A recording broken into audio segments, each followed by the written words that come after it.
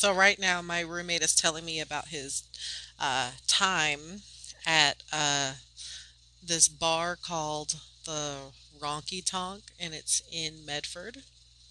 It's a little bit of a backstory about the kind of place that I live in while black.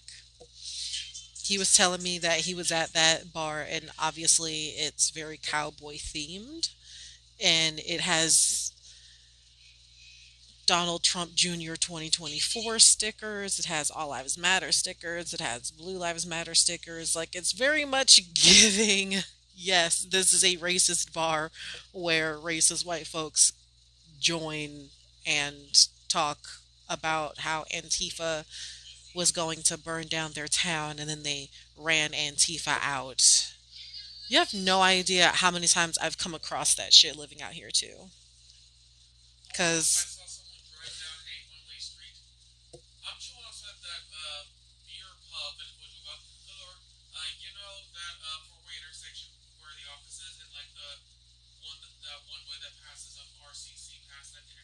yeah. It's the weekend. You would think that they would get arrested on site because clearly.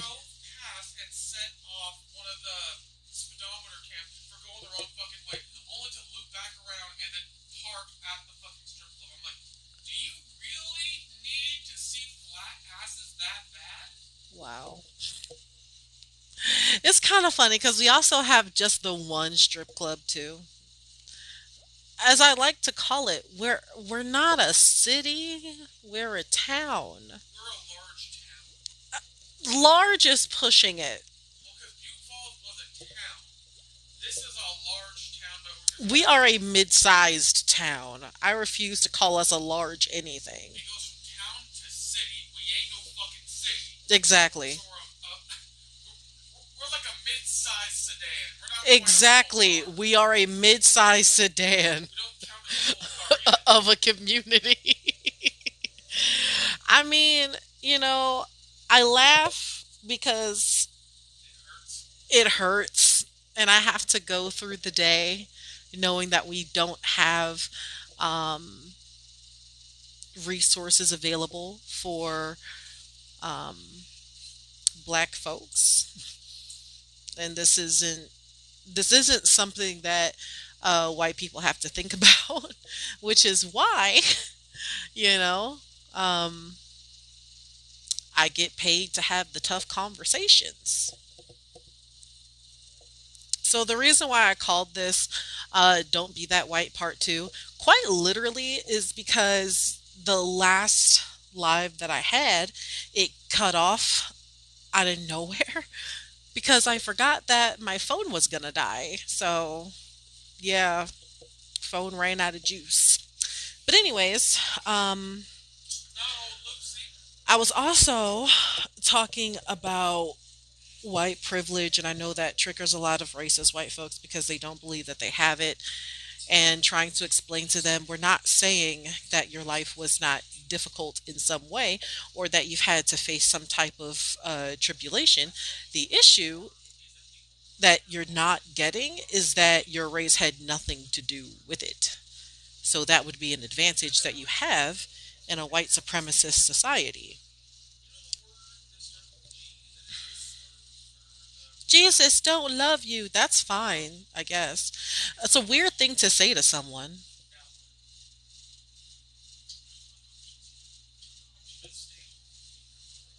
I mean,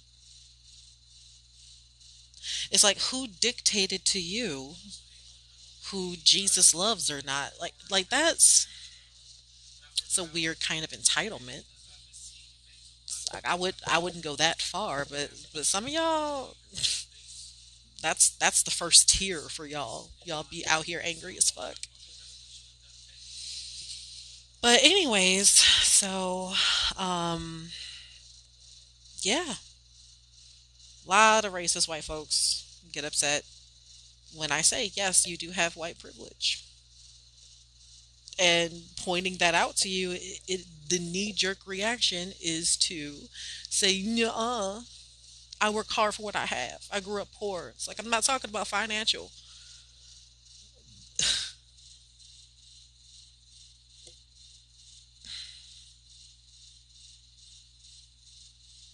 How can someone who never existed show you love? I must have missed the conversation that's going on in my comment section right now because Tank Top 081 is, I don't know, is on some other stuff this evening. It's giving very much haterade. Like, why are we upset? What happened? Jesus Christ loves you. I mean, if you say so. Like, that's a very strange, um like, why is that the automatic thing that people say to other people? You know? Because you didn't ask what my religion was. Did you automatically assume that I was a Christian? Because think of how awkward that would be.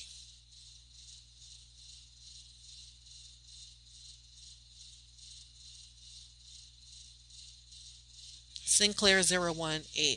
Is that part of the varying understandings of what privilege means?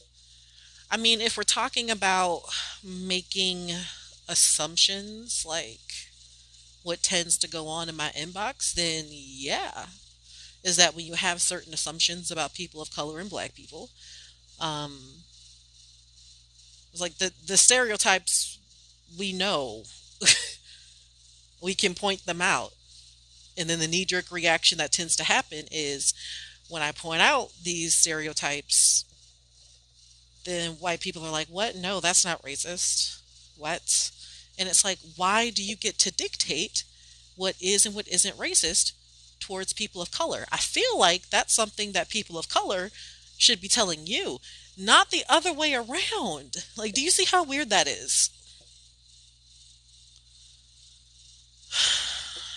Can you explain white privilege, please? How does a race who has the most people on government welfare? See, that would be a racist assumption. Is that automatically assuming that black people are just the majority on welfare? Where do you come up with this stuff? You don't think that wasn't racist at all. And see, that's just it. The privilege of being a white person, and the stereotype is never, oh, you must be on welfare. That's never the stereotype that's specifically engineered towards you. It's placed upon black people as a negative, because then it plays into this other stereotype that black people are lazy. Oh, they don't work for what they have. Oh, they're always asking for handouts and stuff like that. So it quite literally justifies the dehumanization of a race, quite simply based on these stereotypes that y'all believe.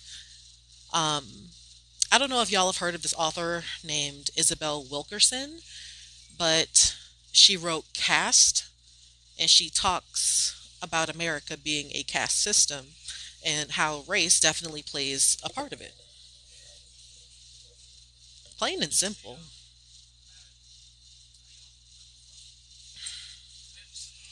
That's just it. You think that black people can be racist towards white people, and that's not it at all. You're missing the point.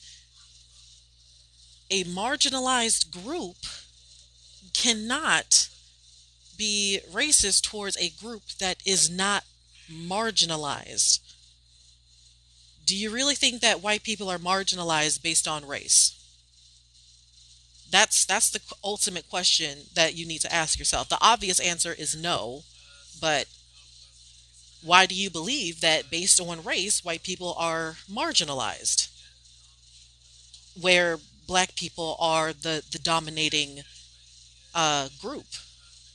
I have to have the power to disenfranchise you, create a system that targets you in a negative way, asserting my power, and then creating these harmful stereotypes to justify your oppression. But that's never been the case of black people against white people. That's always been the case for white people against anyone they think isn't white. And very clearly, If you look at American history, right, and you see all of the ways that blackness was described, um, being seen as three-fifths a person in the Constitution, or blackness being um, described as a form of leprosy. That shit happened. That happened. That's how blackness is viewed in America. You don't just grow out of that, you know? Racism transforms over time. It doesn't wither away. It doesn't get less bad. That's just plain and simple.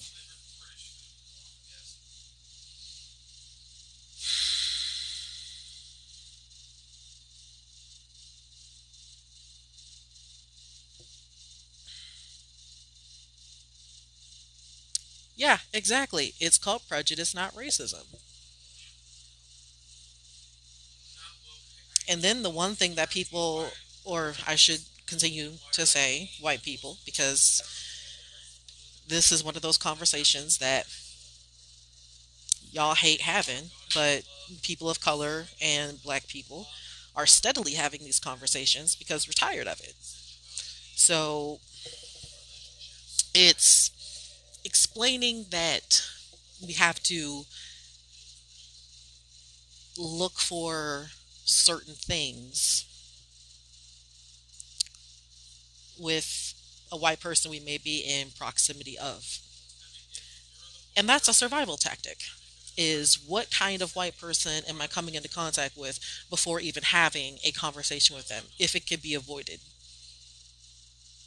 Because the one conversation that y'all are not ready to have is how people of color and black people survive in a white dominated society. How do we do that? And talking about those dynamics, so you have the privilege of not knowing. And then the anti blackness really comes out in y'all when you say that, oh, Africa is a shithole, or, um, America is better than uh, Africa, just weird shit like that. And you don't think that there's anything wrong with that. Treating Africa as just this entirely backwater continent, and that's not the case at all.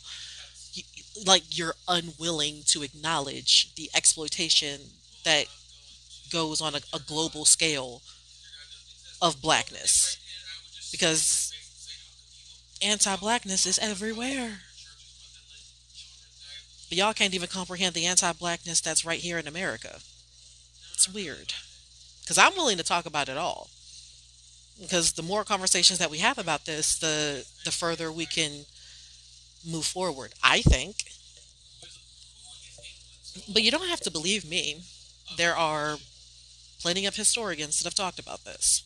The question is, will you go and read those books? I do.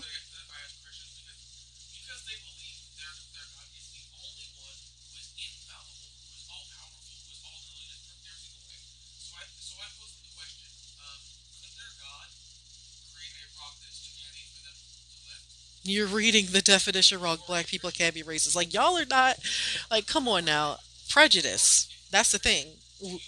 Everyone can be prejudiced. And the unfortunate thing is that you're not willing to accept that we have to believe a certain way as a survival mechanism.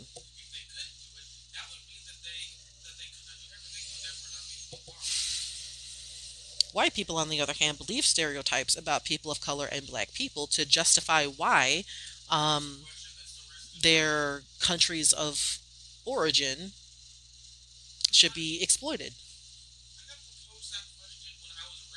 I mean, think about it. The way white people describe countries with brown people in them, it's a lot different than how they would describe a country with white people in them. It just is. And the fact that y'all are just not willing to accept that maybe you need to check your privilege in that way, because like the literal privilege of deciding when something is or isn't racist, even though it doesn't affect you, it affects the person of color that you're ridiculing.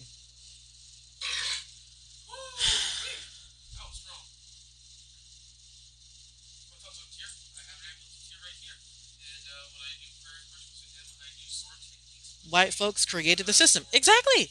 Exactly. The fact that there was a such thing as race science and it was headed by cis white men creating. Here's the reason, and I'll go into it a little bit just one more time about why I chose to do Uncle Tom's Cabin as a book discussion is because um, it's the perfect example of why you shouldn't listen to a white person describe slavery. Why that makes no sense. Because there are plenty of previously enslaved Africans that have written about their experiences of being enslaved. That's the first thing. And when I led the book discussion, I compare and contrasted Harriet Beecher Stowe's work to black authors and having people that, of their own fruition, of their own free will, um, showed up to the book discussion, virtually, of course, and we talked about it. And they got to learn something.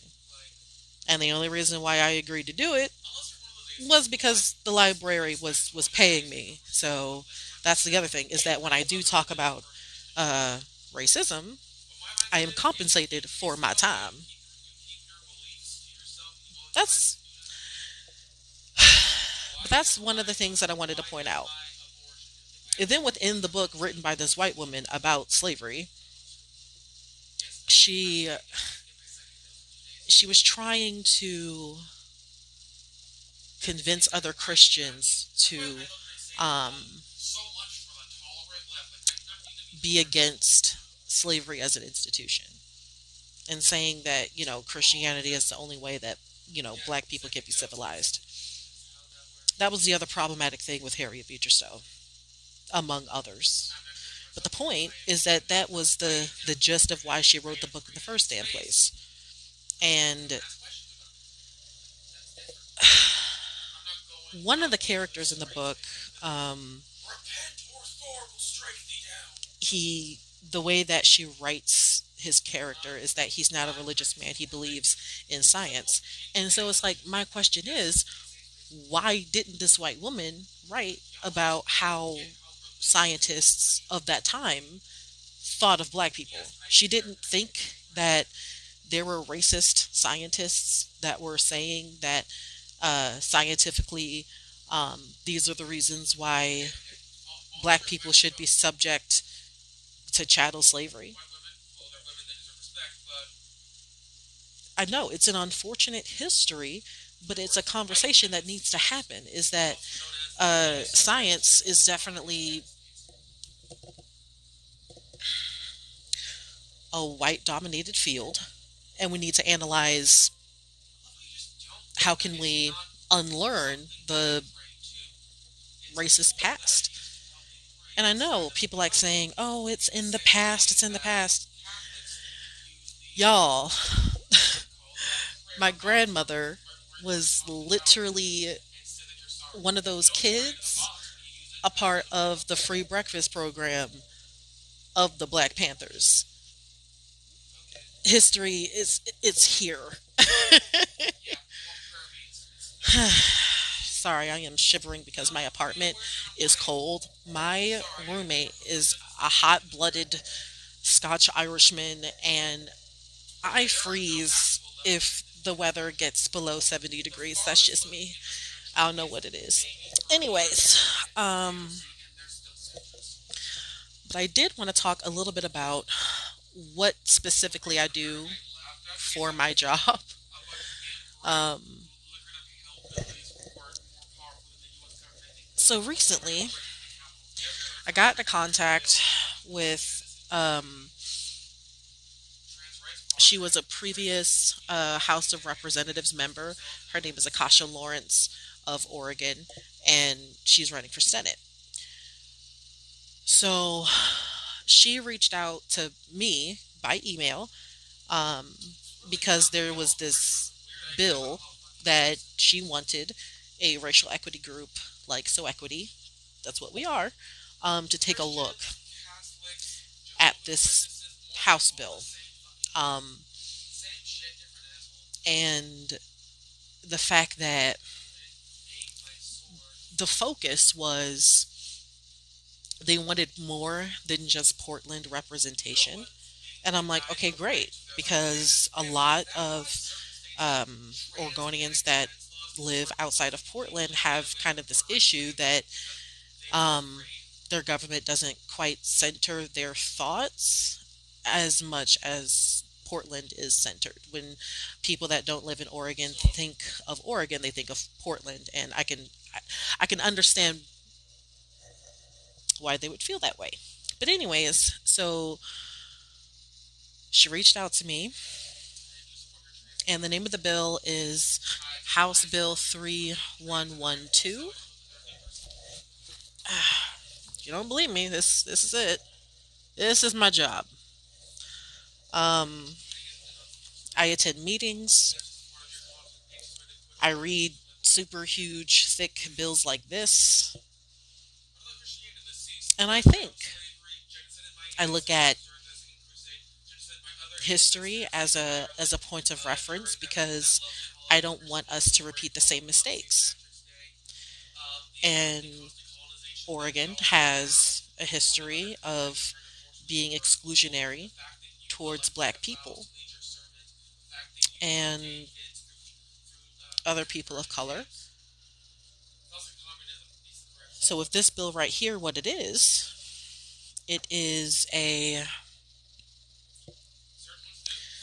a bill to establish a cannabis equity board. Cannabis is an industry that is definitely, again, white dominated. And so this bill is supposed to provide equity for black, brown, indigenous communities.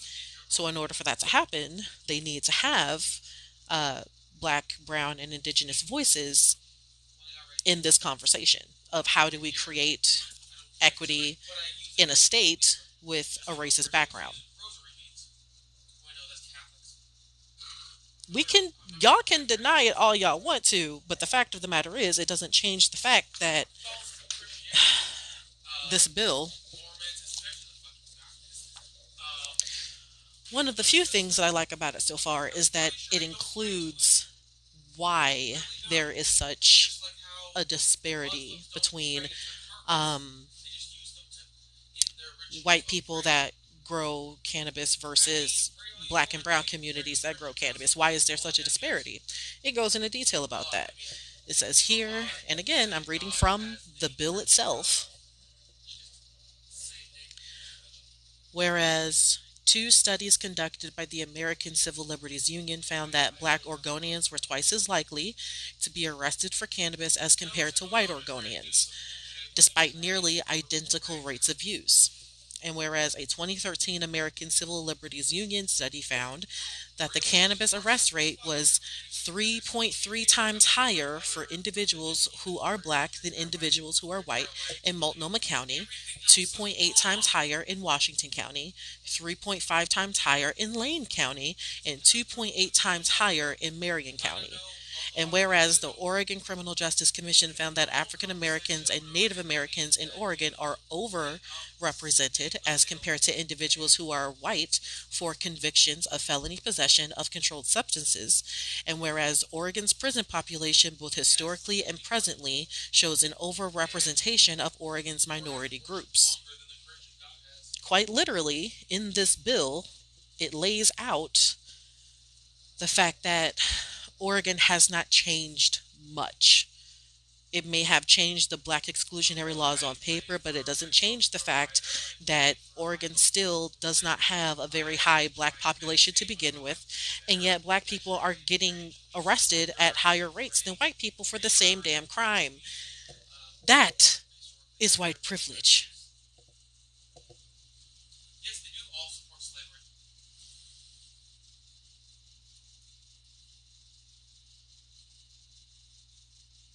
pretending to be a victim. I swear, y'all go to that every single time.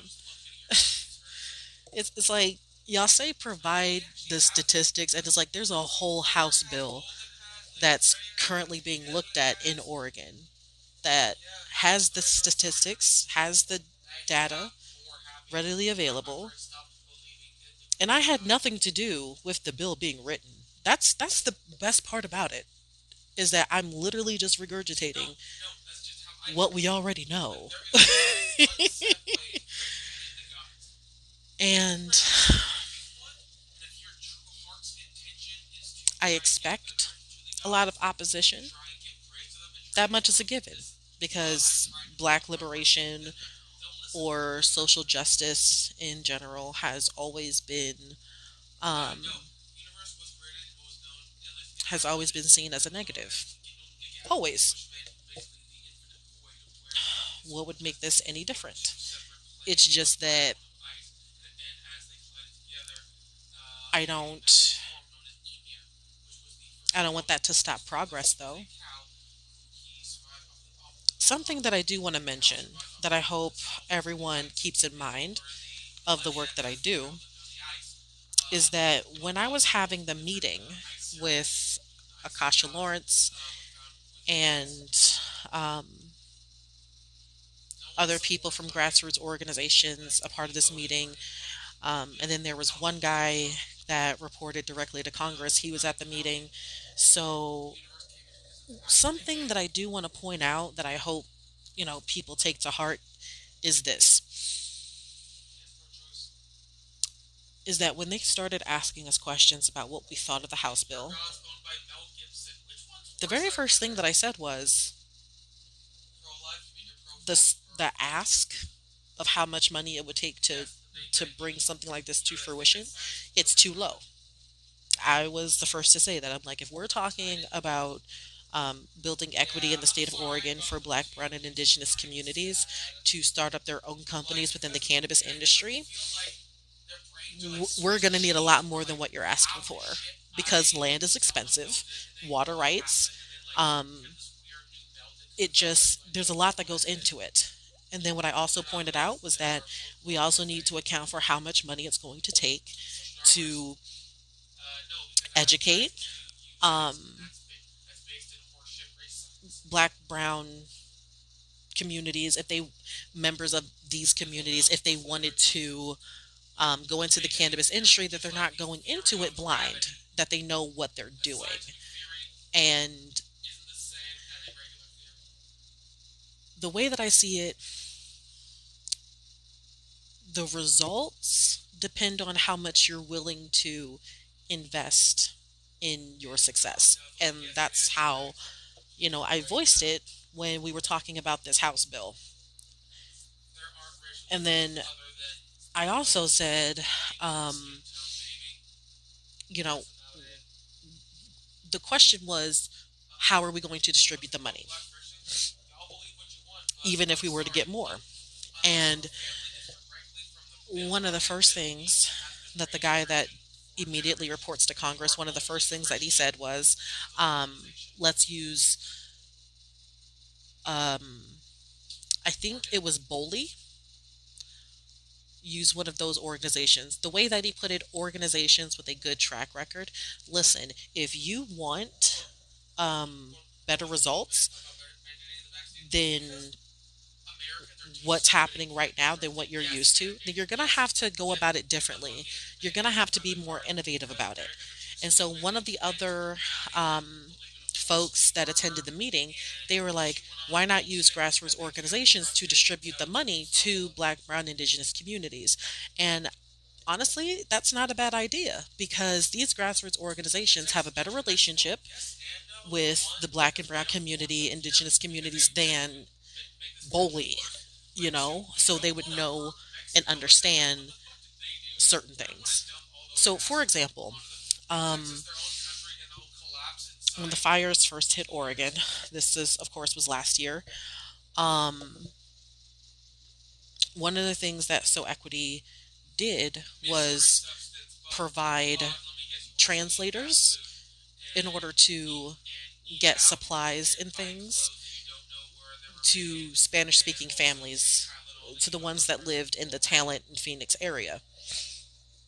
And one of the things that a few of us noticed was that when we went to these some of these churches out here um, that had the resources like stockpiled or whatever, because they were the go-to sites for dropping off supplies or whatever.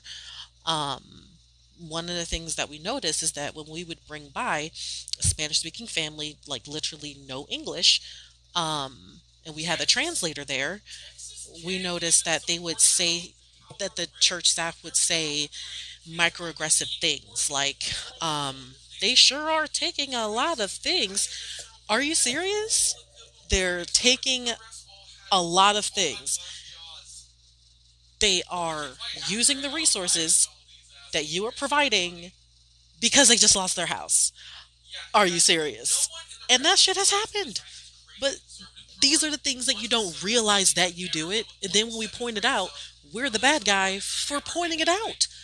But providing that equity piece of getting a translator available to get Spanish speaking families the resources that they need,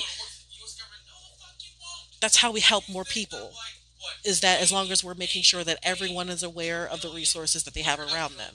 I just wish that they didn't have to deal with the microaggressions. I just wish, even if they didn't know that that's what those white church folks were saying.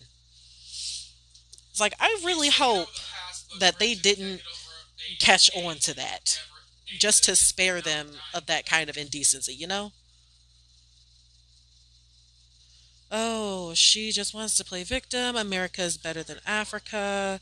America voted for a black man twice. How is it racist? Y'all really think that just because a black man was president for 2 terms, that racism just magically went away? Do you think that there's like a universal black freedom card? Is that as long as one of us makes it into a position of power, we're all magically free? Is that how you think that works? That's weird. That's weird. Do you understand how that's weird?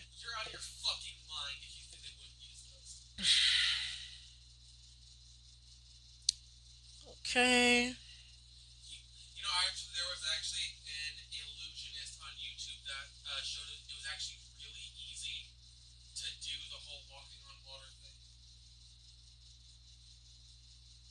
It only goes one way to your agenda. Is that what you're trying to say about racism? Come on now. Like, it's called white supremacy for a reason. Is that race scientists set up this racial hierarchy and y'all just want to act like it don't exist, that it doesn't provide insight as to why you believe the stereotypes that you do today about people of color and black folks.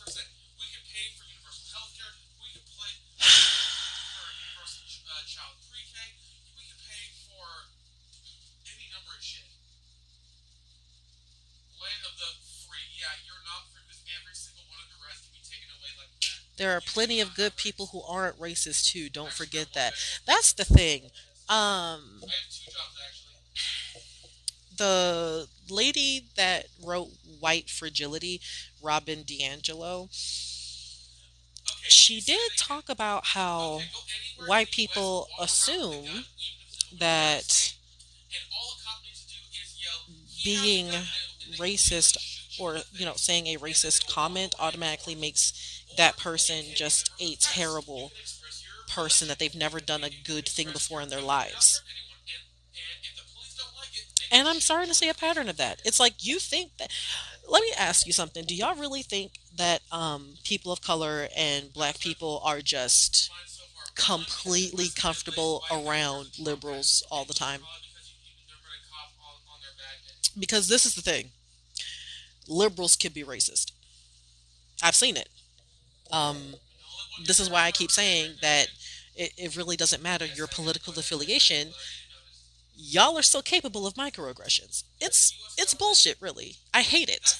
And usually I honestly, when it comes to the white savior complex, you find that they're more they're more of the snake in the grass. because they're not willing to center black voices when it comes to black issues. They're not willing to center the voices of people of color when it comes to things that affect them at a higher rate than white folks. They just want to center their white voice because this is their crowning achievement to be a savior to the black and brown community. And that's honestly what Harriet Beecher Stowe was. That is a very good example of what a white savior is that you took it upon your white woman privileged self to write about an experience you don't have. That's exactly what that means. And the entire point of trying to improve the way that history is being taught in schools is quite simply for white people to stop learning about slavery from white authors. Is that maybe it's time that you read black authors about this subject, that when it comes to the black experience, you're reading from black authors. You're not reading what white authors think of black people because that's honestly the biggest fucking problem.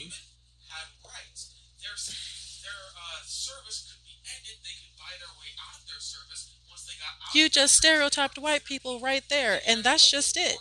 That is how black folks survive. Cuz come on, it's not going to be as blatant as you see a white person wearing a white hooded robe, assume that's the Klan. It's not as blatant as that. It's not. Sometimes it has to be, well, actually I should say normally because I live in Southern Oregon of all places, so this actually happens quite a bit. Um if I see the wraparound sunglasses, you wear nothing but t-shirts with the American flag on it. And it's not necessarily the American flag in its totality. It's more like it's some type of weird other design. Like it's stitched into the shirt, but it's not, but it doesn't follow the same color pattern as the actual American flag. And then they have Trump stickers, and um, if they have obviously Proud Boy paraphernalia. If I see a white guy with all of that, I know that's not a safe white person automatically.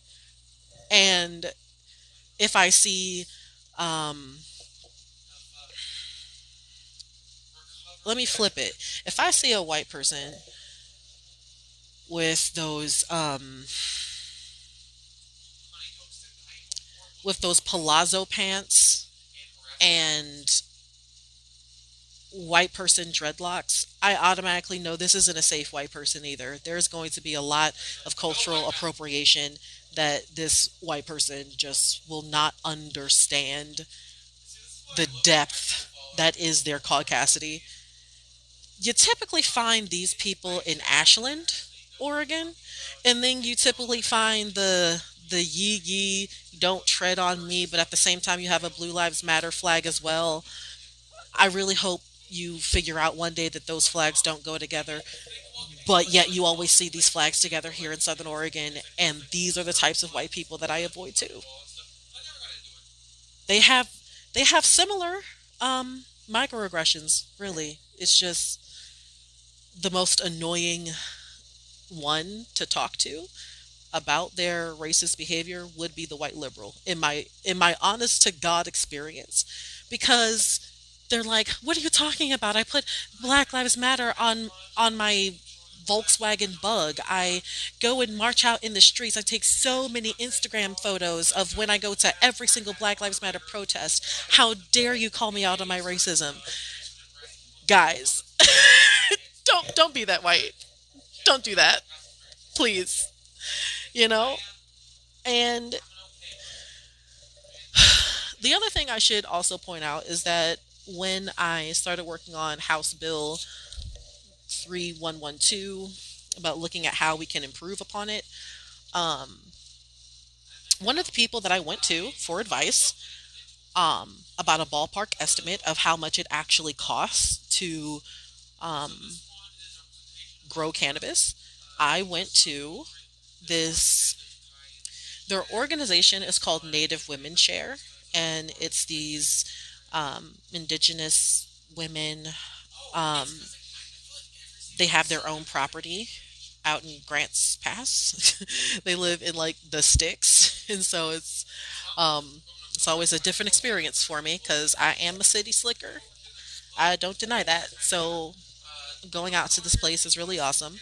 And one of the questions that I asked them, because I told them about this bill, and I'm like, listen, we're trying to reach indigenous folks too, and so y'all need to have a voice in this and let people know that it's really expensive to get into the cannabis industry here because one of them, Lycan, she works on a cannabis farm while also growing her own cannabis on her land. So I thought they were the perfect people to go to about this bill and talk to them about how much money the um, the Zoom meeting, uh, people from the Zoom meeting brought up. So, in order to call yourself an ally, you have to understand that people are going to have different obstacles. Um, it's about realizing that people are going to have different obstacles, and it's not up to you to dictate the severity of those obstacles for that person when it doesn't affect you specifically. Um, and I know that is a hard concept for a lot of like super racist white people will not understand. I mean, sure, there are the well meaning white folks that have their microaggressions but want to do better. And, I'm willing to work with them because if they're willing to listen, then we can we can reach common ground. But then it's the ones that aren't willing to listen that are like, you know what, I'm going to do this my own way. And it's like, well, when you don't center the voices that are actually more affected by certain things than you're going to fail every time.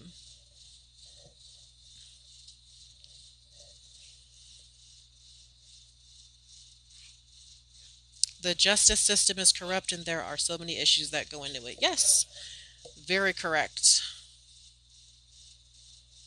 You're not even reading the comments. How dare you not center my white fifis?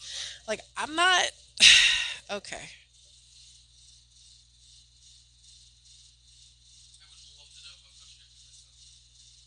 And y'all keep bringing up that racist, completely incorrect statistic. 13% of the population is responsible for 50% of the crimes. LOL. Literally, within this piece of legislation alone, it literally outlines how black people are arrested at a higher rate than white people for the same exact crime, despite the fact that they both consume cannabis at the same rate. Like, this is literally a bill that acknowledges systemic racism, and the point of working with a racial equity group is to come up with a way that we can begin to heal and fix it. These are the beginning steps to making a change within a community, um, but on a state level, though, because black people are scattered all over Oregon. It's not just Southern Oregon. It's just that I provide I guess, the Southern Oregon experience while black.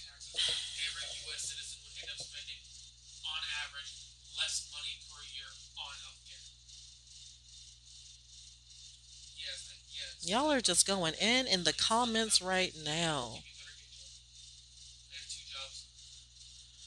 That's a weird question to ask. Why do you twerk on flaming cars? What? Like, that's a weird question. So, like, was that question for me to answer? Let me tell you something. If that's the first question that you ask a black person, evaluate your life. Um, that's all I gotta say.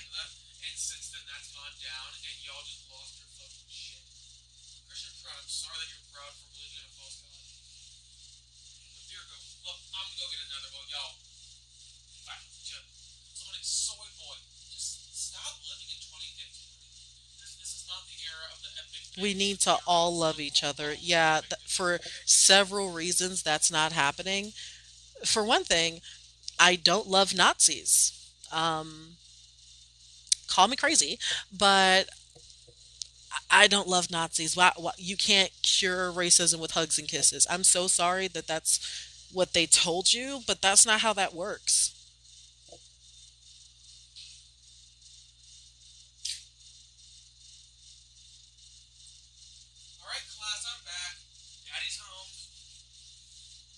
Nazis and MAGA worshippers shit on Capitol walls. LOL. Well, you're not wrong. Like the fact that that happened, it's like y'all nasty as fuck.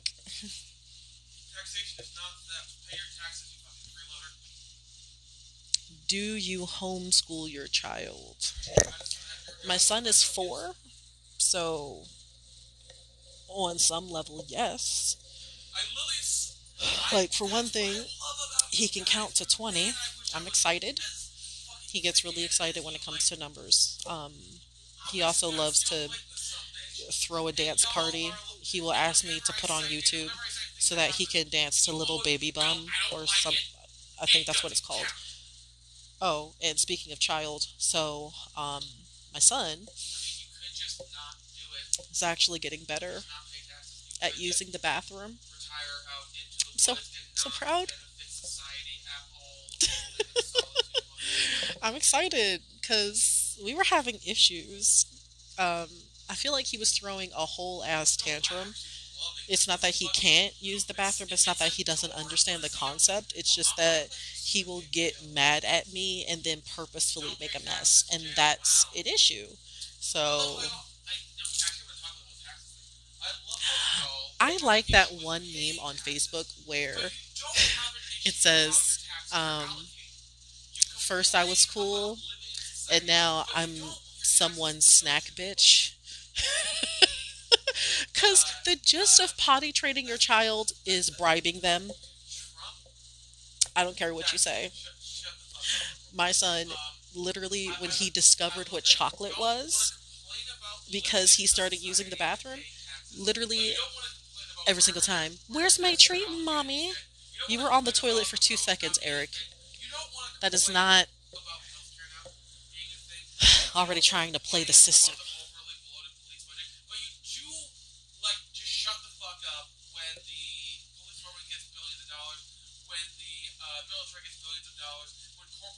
Do you have a favorite memory to share?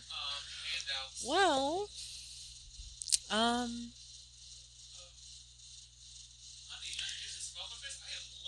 my favorite memory is um, last year I went to this really nice restaurant in Ashland. I think it's called Louis.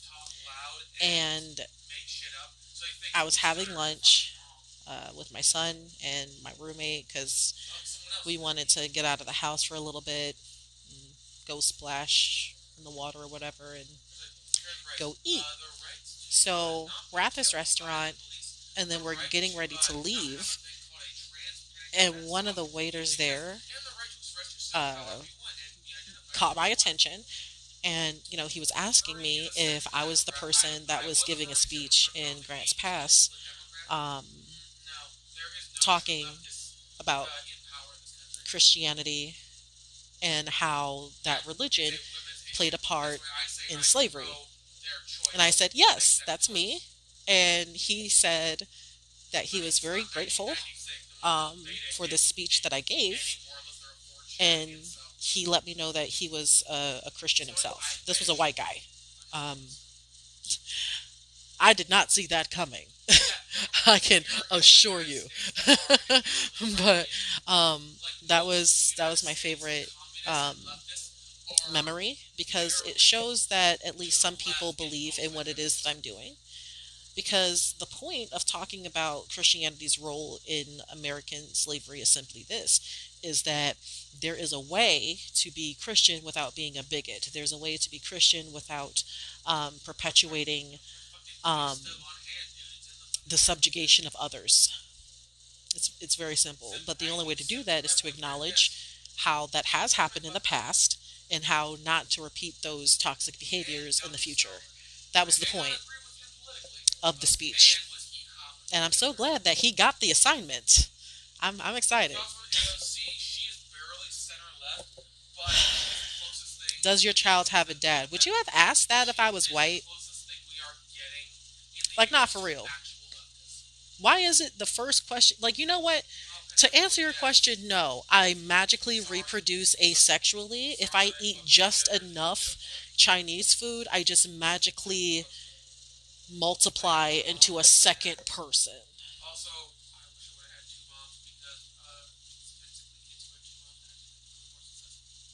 You will never win racism. It will always be there. Don't hold your life back because of them. I'm not holding my life back. Um, I know that at times it seems that um, oppression will always be the norm, but think about it. There were people that believed that um, chattel slavery was always going to be a system held in place. People thought that segregation was going to happen forever. And the thing is that we have to keep being part of the solution. Um, and the thing about black liberation is that for those that are actually about it, we understand that we have to lift as we climb because we can't liberate ourselves if at the point of freedom for ourselves that we then begin to subject other people. That's not how that works. Um, that's why the slogan of black suffragettes was lift as we climb because their so-called white sisters, the white suffragettes, centered their whiteness and used that to their advantage. They used very racist slogans as a part of their movement, but that's why I say you have to look at how your race has played a part throughout history when it comes to movements. And not just with the women's movement either, also with labor movements. There were not a lot of unions that were so inclusive that included black people. Understand that. Labor unions is the perfect example of we could be in the same economic class, but you will still center your whiteness and exclude black people, even though you're so called fighting for the same thing. It's like black people had to not only fight livable wages, but also to fight for a union that will accept black people. So basically, establishing that our fucking selves. It's not something that you learn in school. You only learn one part of it. Right now, I'm I'm shopping around for podcasts to listen to because in addition to reading books about this stuff, I also want to read um, or listen to what historians have to say about some of these historical moments. Um, like right now, I'm reading Poor People Movements: Why They Succeed, How They Fail. This is the book, right? And it talks about the different movements: the Southern Civil Rights Movement, the industrial strikes that resulted in the formation of the CIO, just analyzing what went right and what went wrong. That's the only way that we could be more effective in our goal. And one of the issues is that race was not centered when talking about labor movements. That was, one of the bigger issues. I mean, if you count the I think it's called the International World of Workers, or the IWW. I mean, their members were called Wobblies. This is one example of a union that was definitely leftist because they believed in integration within their ranks. And the fact that this was, in the 19 teens, that kind of thing was revolutionary of the time because other unions weren't doing that. And I feel like this is another piece of history that, we need to talk about and explore more. People think that the entire reason why we want to center black voices in American history is for the sole purpose of playing victim, quote unquote. No, that's not the reason. It's because when we're preparing our children to go out into the world, they're going to be they're going to be employees. They're going to go out into the world and, you know, find their way in the world. But what happens when they don't have the tools necessary to combat something as serious as labor exploitation?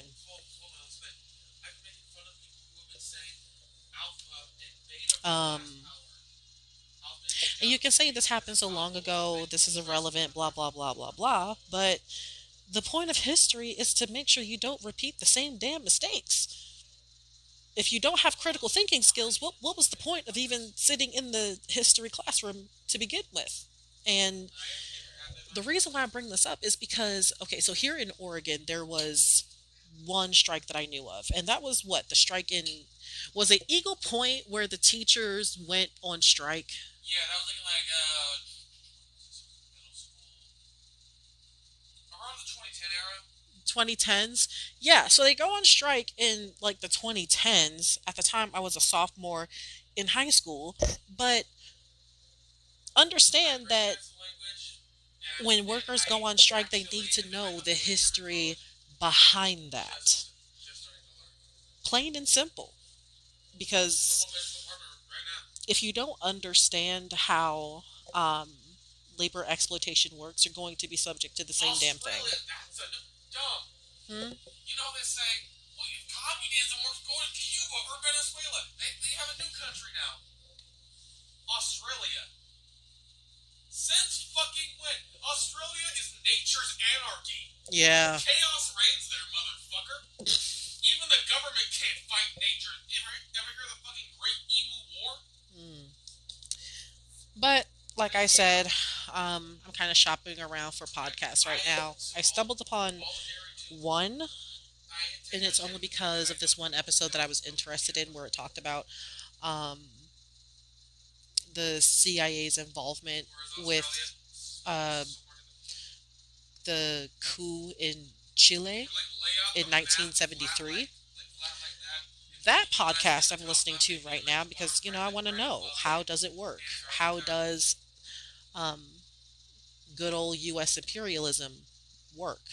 I feel like these are things that, like, things don't happen independently of each other. There's a cause and effect to history, and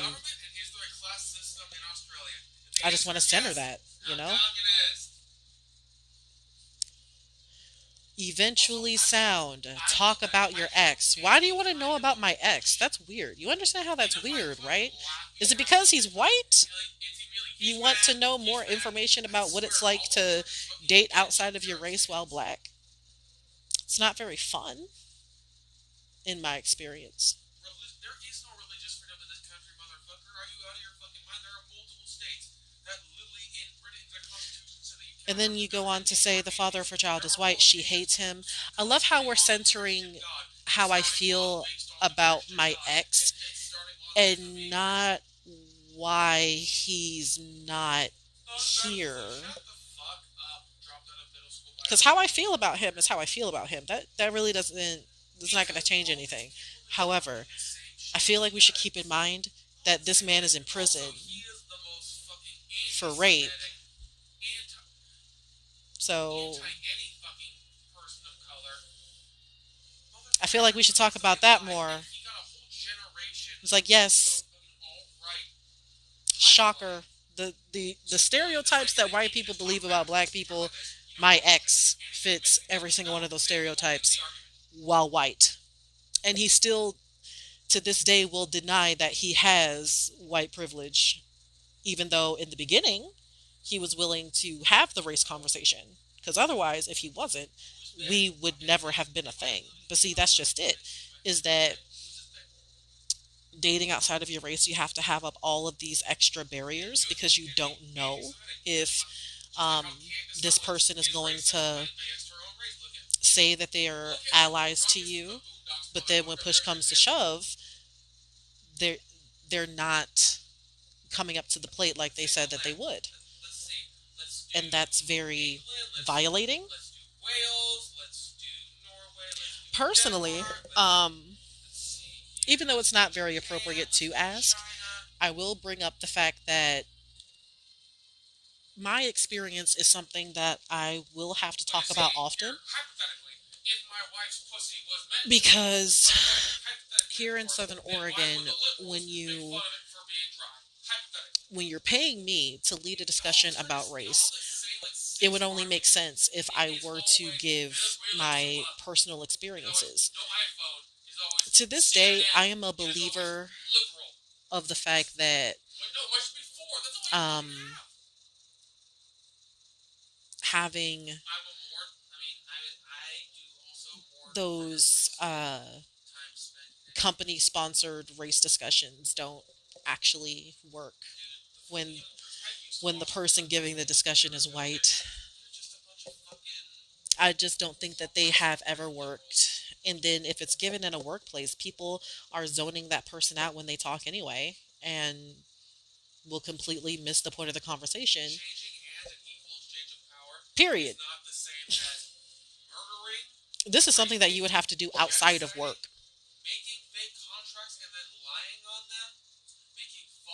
And people think that what I'm saying is, oh, I'm just stereotyping all white people, therefore I'm racist. And it's like, no, I have lived in a white dominated area for quite some time now, and the things y'all say, it's it's very questioning. So, for example, my friend's stepdad works for Ericsson. He's like in the IT department or something like that. But see, outside of the office, this is where I've seen him in action. He is so racist. He fetishizes uh, black women. And I'm not saying that he did that towards me. No. He did that towards a mutual friend of mine who is um, biracial. So I think her dad might have been white and her mom is black. I'm not really sure because, she was adopted. But, anyways, so she's biracial and this white man, racist as fuck, fetishized the fuck out of her. It was so fucking creepy. And the fact that my friend had to explain that to his mom about her own damn husband. And, she did what the knee jerk reaction, oh, what, you're crazy. That didn't happen. Um, Making all of these excuses. Yeah. When you live in a predominantly white area while black, it's like this is our reality when interacting with y'all.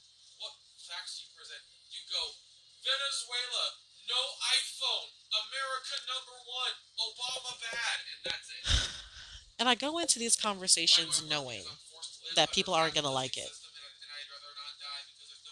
I know. You don't have to believe it. I know the knee jerk reaction is to just be defensive about it. Do what you got to do. Shoot for the stars. It's not going to change the fact that this is how the conversation is going to go. But the fact of the matter is that I get paid to have these conversations with white folks. I quite literally do this for a living. But people on the internet, for some reason, can't wrap their heads around that. And it's kind of funny because it's not just white people that I talk to about this. Because I also have conversations with the black community for because black people, we have issues within our own community, that we're working on. The thing is that we never asked for white people's opinions on it. That is something that me and other black activists feel strongly about, is that when we address our own community about generational trauma, about the misogynoir, about the transphobia, about the homophobia, that's something for us to address within our own communities. It's just that we have to do this and talk to white people about how microaggressions work towards people of color and us, and how they need to address their communities about that. It really does get exhausting. But this is something that I also do. For example, one of the things that racist white people like to ask me is if I have a father, or, oh, she must not have a father in her life. The fact is, yes, I have a father. Believe it or not, there's even a photo of me with him. Crazy, right? That a black person can grow up with memories of having a father in their lives. Crazy concept, I know. But, anyways, so my mom had me when she was 14 years old. My father was 20. So that makes him a pedophile. Do with this information what you will. But the fact of the matter is that one of the conversations that I have with members of my own community when I'm talking to other um, black women, one of the conversations that I feel specifically we need to have amongst one another is the internalized misogyny that we learn from our dads. Because growing up in a black household, if your uh, father was having company or something like that, and you needed to uh, go change because male company is coming over, why say that to black girls? Why do I need to dress differently when certain people come over? That's weird. Um, Personally, I feel like if you are an adult and you are sexualizing a child, you, you need to not be around children. What the flip is wrong with you? And the fact that we have to have this conversation. We in the black community we call it the adultification of black girls, because we're set to this weird uh higher standard of expectation when it comes to our behavior. We have to um we have to dress a certain way, or wear or not wear things because we would be quote unquote too grown. And it's always the weirdest things too. But we never critique pedophilic behavior. It's like, instead of trying to impose all of these expectations on black girls, how about we address pedophilia and the patriarchy? Because I feel like these two go hand in hand. So that's why I also say that everyone is capable of having privilege. Black people do have privilege, but it's not because we are black. It is because some of us are able bodied. It is because some of us are men and they have male privilege. But see, because of their race, they also experience racism within this white centered world. And there's intersectionality right there. And I know this is something that, It's gonna make white people feel uncomfortable, but I don't talk about these things to censor their feelings. Otherwise, I should quit my job right now. If my job was to censor white people's feelings, I would be a traitor because this isn't about your feelings when it comes to the black experience. That's the point. Just like how much sense would it make if I was trying to talk over a person with a physical disability on issues concerning physical disabilities? It would not make any sense. I would be the dick. Like both my legs work, and if I'm speaking over someone that's in a wheelchair, I that's bad. They have the lived experience to talk about this topic, and I should open my ears and listen. And that's the point. That's the point of privilege, is pointing out these things, is that they're going to go through certain obstacles that I don't have to go through. And just like with race, it's I'm not going to lie, it does get exhausting sometimes. But that's just it. We have to keep going. Um, the best way that I could explain it is the stereotype that um, black women are angry all the time, or black women are ghetto. It's literally called respectability politics. And the fact that black women are critiqued from the time that they can walk to adulthood, it's a problem. Like that whole ordeal with whether or not black women should wear bonnets in public. Babes, what? Why? Why is it frowned upon in society for a black woman to wear a bonnet? But lo and behold, there's a magazine article about how do rags are trendy, and it's a bunch of white people wearing them. It's unjust. I will never forget. I will never forget. I saw this TikTok where um, this black woman was explaining that um, the woman in the photo, the black woman in the photo, she was wearing a bonnet at the airport because that's her vacation hair. Um, it's not meant to be seen at the airport. It's supposed to be seen when she get to wherever the hell it is that she's going. And I am in 100% agreement. Um, like that's the kind of thing that I'm talking about, is that we get critiqued for shit that white women don't have to think about. Just like,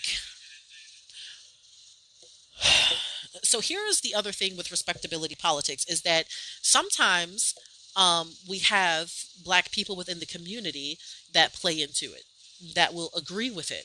Like Monique, me and her is from the same damn state. Both of us is from Maryland, you know, and I used to grow up with Monique. I used to watch the Parkers and everything. And to see her now in my 20s, the shit she's saying, it's a little hurtful. So, um, she was saying that no, black women need to do better. We can't be out here wearing bonnets and stuff. And it's like, why are you playing into this ideology? But see, these are the conversations that the black community is having within our community. We get mad when white people try to join in on the conversation because who do you think respectability politics centers? The fact that you don't quite understand how the white gaze works, you gotta you gotta do more research on this. You gotta center black authors when we talk about interactions with you. Um, the other part of this is not just some black women will play into respectability politics, but also some black men. Kevin Samuels, not a safe one. Derek Jackson, the audacity, and then I even see examples of this of some black men that I know. But again, this is a conversation that needs to happen within the black community, not white people dictating what black people should fucking be doing. No. So I was scrolling through Facebook, and um, this black man that I know um, posted this photo of black women with afros, saying that this is what black women look like before the weave epidemic. So you're hating on black women that wear fake hair. Why? Why? That is also anti-blackness. Is that because here's the thing. This same black man is married to a Mexican woman. So what was the you're not even married to a black woman with an afro. You're married to a Mexican woman. And by all means, date who you date. But when you critique black women like this, it's a problem. But again, this is also a conversation that happens within the black community that various black TikTokers continue to have. And the fact that white people feel the need to insert themselves in the conversation, it's astonishing. It's like this had nothing to do with you, but you want to censor your feelings in it. And all we're doing is setting a boundary, and y'all can't fucking handle it.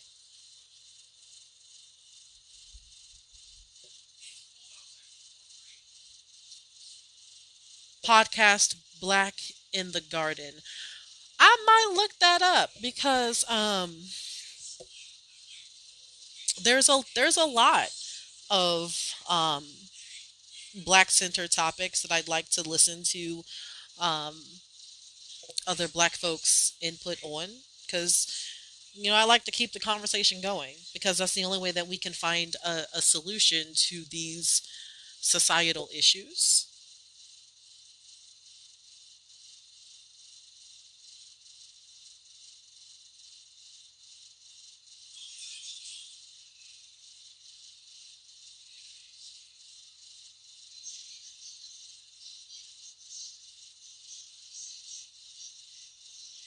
Why is there some random person asking about a black IQ?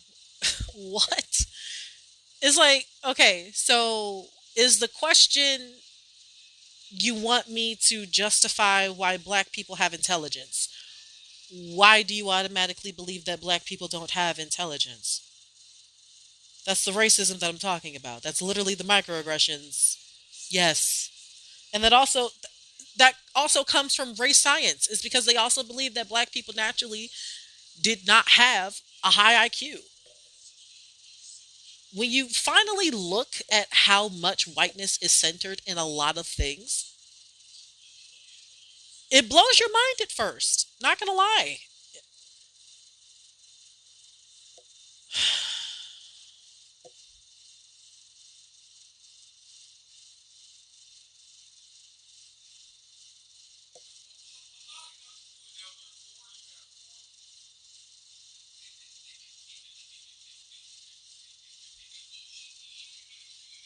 Oh, that is so sad. There's another person in the comment section, Waffin 5. You can't even get into college without affirmative action. Let's explore that. Okay, so before affirmative action, you admit that white colleges wouldn't admit black people. So you admit that there was a systemic problem in this country that affected black people more than white people. You said the quiet part out loud, but also the fact that you think that that's what it's so sad. It's like, in this country, you automatically believe that black people could not achieve certain things. And then you created a system that would keep us out of institutions that would grant us the opportunity to perform those things. So then when we create HBCUs, all of a sudden black people are the racist ones because we have historically black colleges, erasing the fact of why they exist in the first fucking place. Pick a struggle.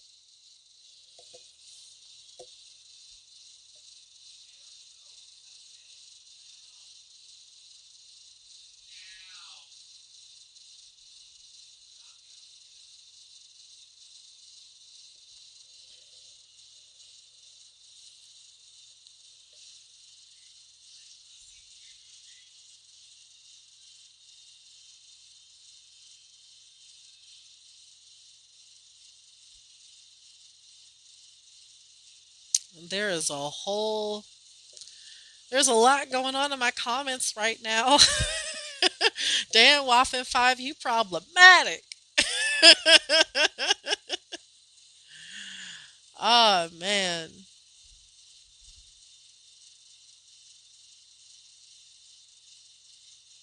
You know what? I am in agreement with Mindy R. Waffen 5 is definitely desperate for white validation. That's Can we please talk about how historically that has been used to the advantage of white supremacy? Is that doing and saying certain things for white validation? Yeah, that has been weaponized before.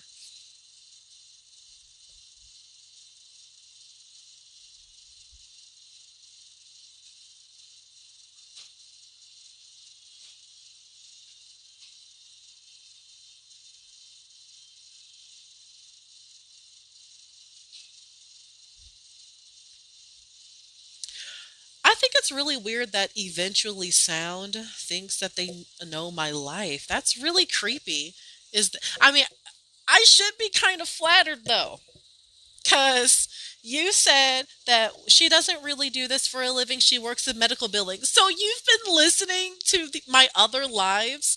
Well, I am grateful. But you missed the part where I said I used to work for an insurance company. And because my daycare provider put in her 1 week notice on me, I then went into activism work. But thank you so much for being a constant surveillance on my live feeds. Also, is that supposed to be a gotcha? Huh. She's an activist worker now, but she used to make more than me. She used to make more than me. I didn't think this insult through. No. I switched my last game. Wanna finish up play that game with me?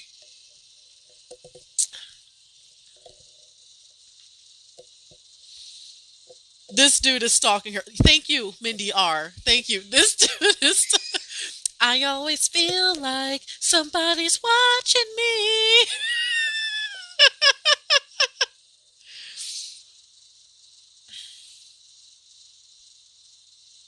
Oh my god. This is.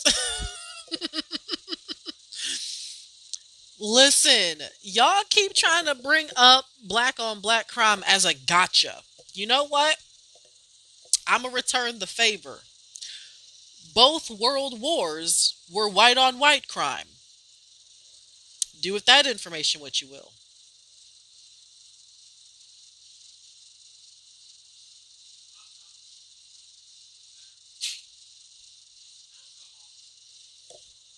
Well, every white person is capable of saying microaggressions.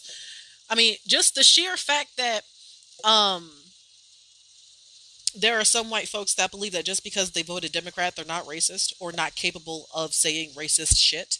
Personally, I think if you are a white person that is willing to listen to um, black people and other marginalized voices when it comes to microaggressions that affect them and are willing to make that conscious effort to, change that behavior, then there is a potential for allyship there, because that's honestly the bare minimum if we're being honest.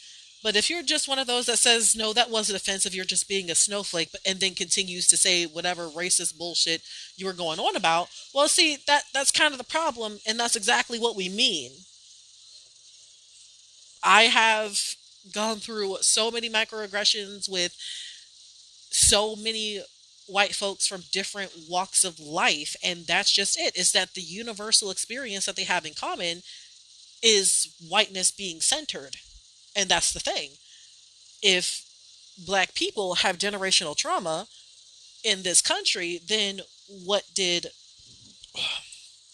white people gain aside from generational wealth? Well, that would be generational entitlement.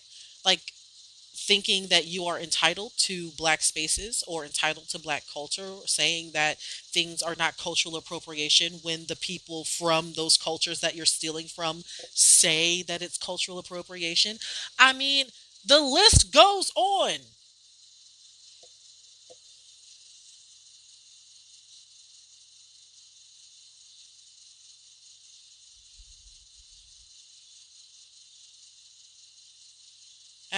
secret squirrel marine. She stopped talking about that quick, huh? Talking about what? Now I want to go back to the conversation that you say that I'm avoiding. Which one? Thank you for being a professional victim. I swear, y'all need a new handbook for insults. It's lacking in creativity.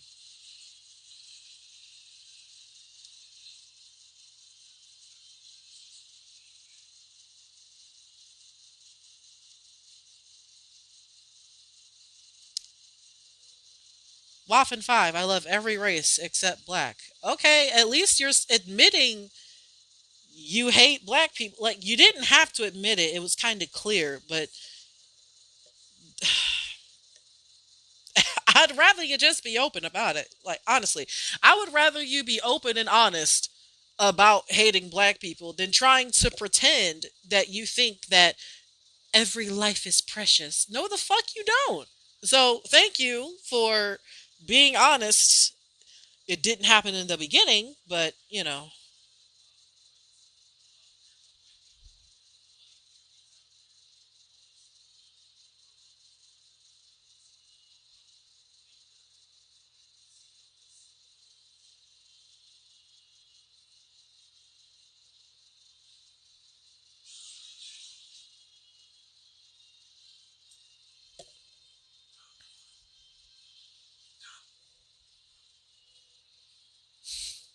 oh, I was high earlier. Now I've just been drinking. But honestly, if you had to sit here and look at all of these microaggressive comments, you would kind of, just drink and watch them accumulate too. It's honestly a pastime of mine right now. So. What do you think both my boyfriend and several of my mutuals and followers said, dude, have another beer?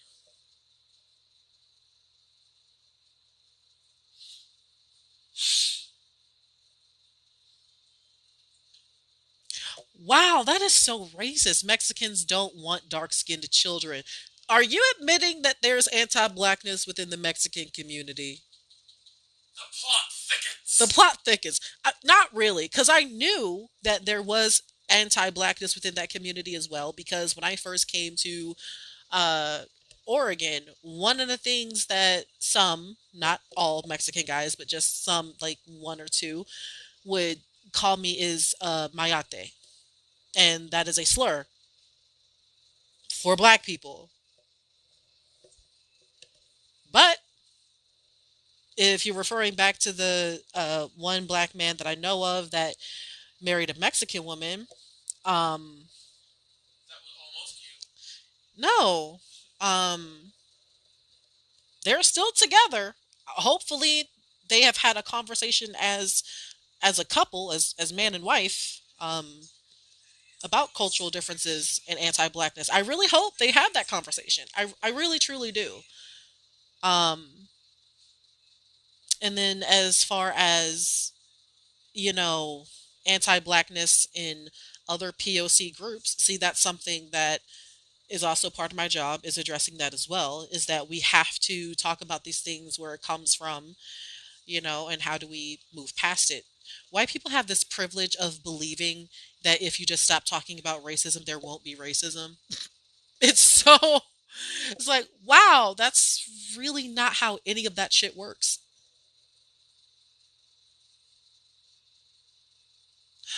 Crap, I didn't. I was scrolling the opposite direction and now I missed all of the newer comments. Let's see what the hell is going on. She says this, then pegs a white guy. Wow. Um, it's really weird to assume things about people's sex lives. That's kind of creepy. Not gonna lie. Not gonna lie. They were real quiet about the white on white crime is whole world wars. That's true. If you want to keep talking about black on black crime in the inner city, then I need you to talk about the white on white crime that is world motherfucking wars. Okay? If we're going to go there.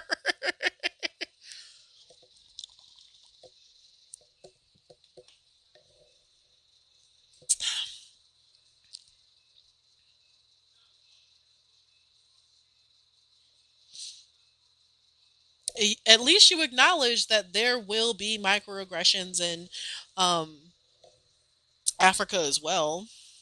Um, I feel like there will be some differences because I have experienced um, anti-blackness from a man from Senegal, but thankfully, having conversations with my fiance, who's Nigerian, you've come to understand that there's only some Africans that spew all of this, anti-American or anti-Black American rhetoric. Only some. That's not the generalized idea that they all have about Black people. Because believe you me, there were quite a few Black folks that were under the impression that all Africans just hate Black people. Um, and that's probably because of their experience with Africans in America. Um, so it's talking about the history behind that. It's important. It's like the more y'all bring up these topics, the more you're proving my point that there are just some things in history that we need to elaborate more on, because apparently the consensus is that we don't have a good understanding of it all yet. Is that we're bringing all of these things up because these topics were not talked about in schools, and so we should talk about it more. And I do follow a few African TikTokers, and they do talk about how there are some African folks that believe in the white man's rhetoric, but they not it. Is that that's not how all Africans feel? And they're talking about come home and all of this. It's nice, really. It really is nice. I do like the moments when I get to talk to um, my fiance about the future of Black success. It's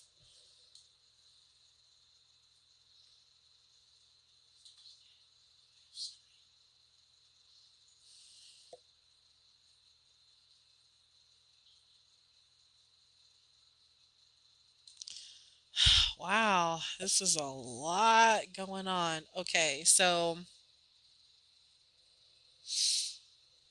sorry Go. guys. Just let the white men go. Oregon is one of the most racist states there is. You're not wrong, You're not Annie wrong. Gurr. You're not wrong. Okay. She's been blabbing with less than 20 viewers for so long, but you cared enough to comment that in my live feed, though. So $5 says that person has zero followers. I know, right? Like, why you so obsessed with me and all I wanna know? Maybe he's one of those white guys who like bullied you in high school, but then went for your DMs when you were 19. Coors Banquet is amazing. Oh, now they're trying to tokenize Morgan Freeman. I swear There to it is. God, Okay, they find one black person and go, look, they agree with my white values, therefore I'm not racist, yee yee. I'm surprised they didn't say Terry Crews.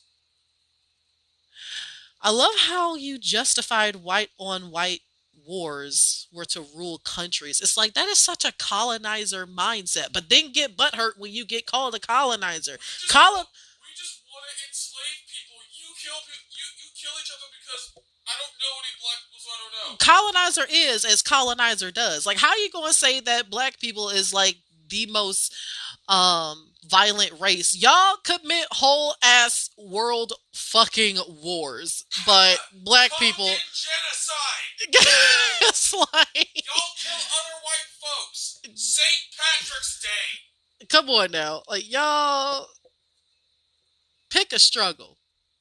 Pick a struggle. Okay. So, um my roommate said that there's this game called The Wolf Among Us, and It's a good story. You'll like it. apparently it's a good story and I'll like it. So here's what I'm gonna do. I am gonna see the storyline of this game, how that plays out, and I'm going to leave y'all to your own devices. Damn, there's like 79 new goddamn messages. Y'all y'all is going off on a Saturday. Okay. All right. But my takeaway for the evening is to please read the poor people's movements, why they succeed, how they fail.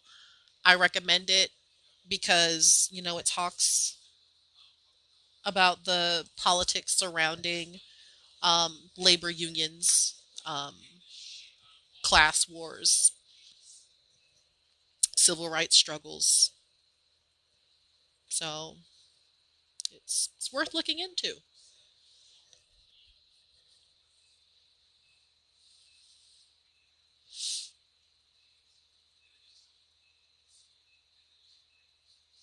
That's pro black propaganda. Nah, I won't read that. I mean, I don't even think a black person wrote the book. But Dom, it says black people aren't evil and it hurt his feces.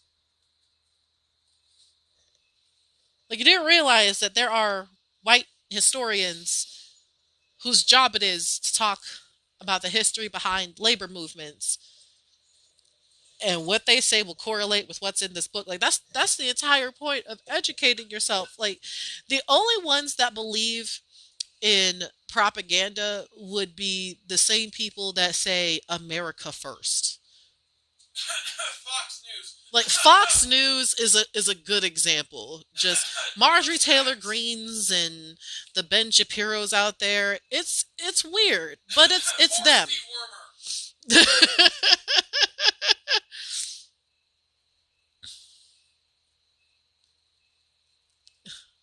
And then they put in um the letters that are a mixture of capitalized, and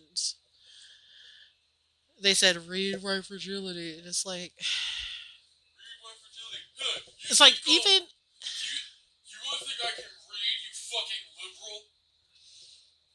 That's like how all y'all sound right now. it's like black people have also talked about this book too and said that they don't agree with the fact that a white woman's voice is being centered on the talk about racism. Like, this is the kind of shit that we're talking about, and how there are other black authors that have written books similar to that. But again, the white woman's book got more traction, which is why one of the trends that I'm hoping uh, to stay intact, like it just becomes the norm, is calling, instead of calling it white fragility, you call it white aggression, because that's what it is. Like those Karens in the store, those are aggressive motherfucking people throwing all of these world class tantrums. Like, that's not. Like, remember that black woman that was in Victoria's Secret, right? And then this white woman starts following her around the store, screaming at her and shit, like chasing her around the damn store. Then starts full on having a meltdown on the damn floor. And then by the time that the cops arrive, that white woman was all up in their face talking about the black woman did this, and this to me. And it's like, no one checked to see if the black woman was okay. If she wasn't recording that white woman doing all that bullshit, the story would have ended up a whole hell of a lot differently. And that's the kind of shit that I'm talking about. It's called white aggression. There's nothing fragile about what the fuck happened in that damn store. So,